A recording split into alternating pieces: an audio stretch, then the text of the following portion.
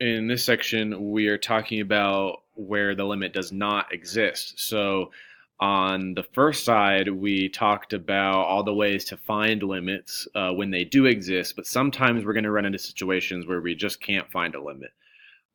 This first one is a situation where the limit on the left and the limit on the right aren't the same. So when we look at a graph of this, so if we look graphically,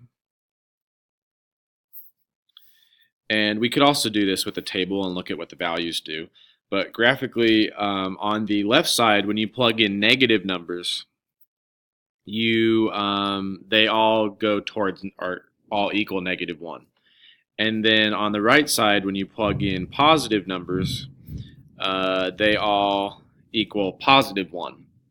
But if you plug in 0, you get 0 in the denominator, so you don't get anything. And so we see on the left side, the answers are going towards -1. They're staying constant at -1. On the right side, the answers are staying constant at +1.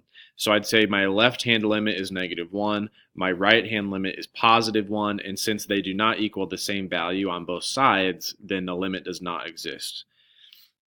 So your left does not equal your right. And so we're going to say the limit does not exist.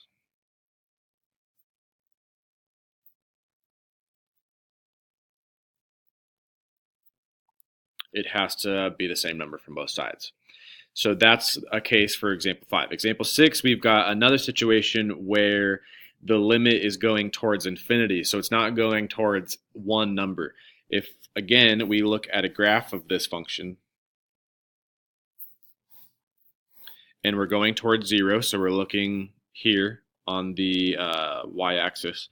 What happens is we've got this vertical asymptote at 0 because when you plug 0 into the denominator, you get 0 down there. And so from the left side, these numbers are getting bigger and bigger and bigger towards positive infinity. And from the right side, the numbers are getting bigger and bigger and bigger towards positive infinity. And so this number doesn't have a limit. It's unbounded and goes on forever. And so if it reaches infinity, then the limit doesn't exist.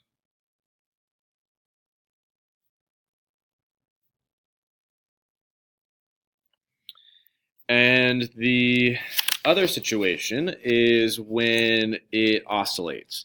Now, we can find the limits of oscillating functions, but there are certain ones where the closer you get to a number, in this case, the closer we get to 0, the more it oscillates. So if you were to graph this function, you'll see that it goes between 1 and -1 because it's a sine function.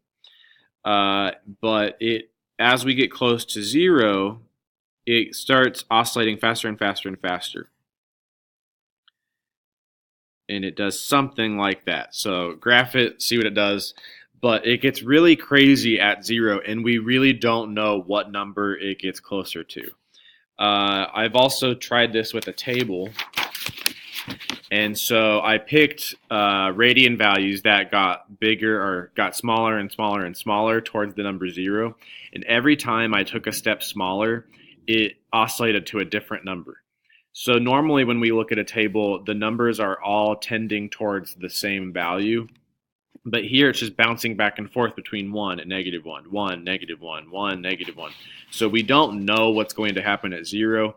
And so I said no matter how close you get to 0, the function is oscillating from 1 to -1, and therefore the limit will not exist. And so the conditions we just talked about and our conclusion for when a limit does not exist is if we approach different numbers from the right and the left, the limit will not exist there.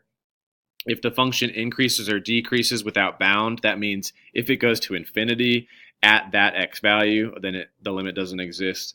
And if it's oscillating at that x value, the limit will not exist.